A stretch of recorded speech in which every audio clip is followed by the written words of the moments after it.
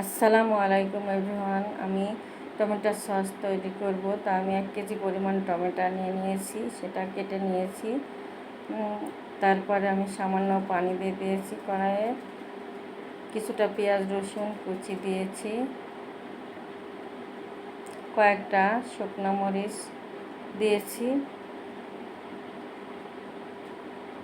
এবার আমি এটাকে ঢেকে রাখবো কিছু সময়।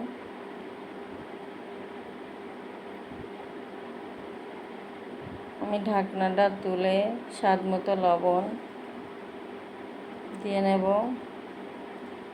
আর একটু আদা পেস্ট দিয়ে আমি একটু নেড়ে নেব। আমি ঢাকনাটা আবার ঢেকে দিয়ে সিদ্ধ করে নেব। তা আমার সিদ্ধ হয়ে গেছে, আমি এটা সেঁকে নেব। তা আপনারা আমার ভিডিওটা কে কোথা থেকে দেখছেন, আপনারা যদি ইউটিউব চ্যানেল থেকে দেখেন তাহলে আমাকে অবশ্যই সাবস্ক্রাইব করে দেবেন, আর যদি ফেসবুক থেকে দেখেন তাহলে আমাকে ফলো দিয়ে অবশ্যই পাশে থাকবেন।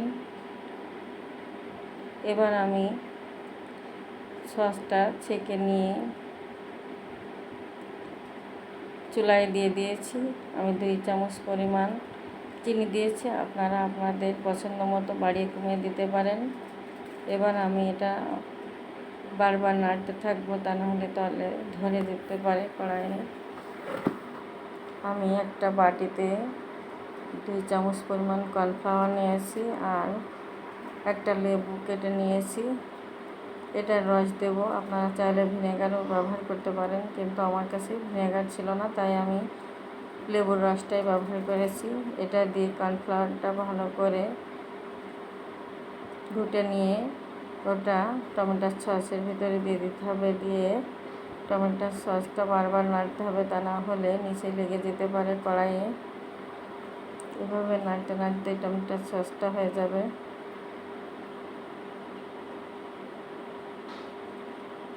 তো আমার টমেটোর সসটা অনেকটাই হয়ে গেছে, আর একটু নেড়ে নিয়ে তো হয়ে গেছে টমেটোর সস। এখনই নামিয়ে নেব। তো আপনাদের কার কার এই টমেটোর সস পছন্দ তা আমাকে অবশ্যই কমেন্টে জানাবেন। আল্লাহ হাফেজ।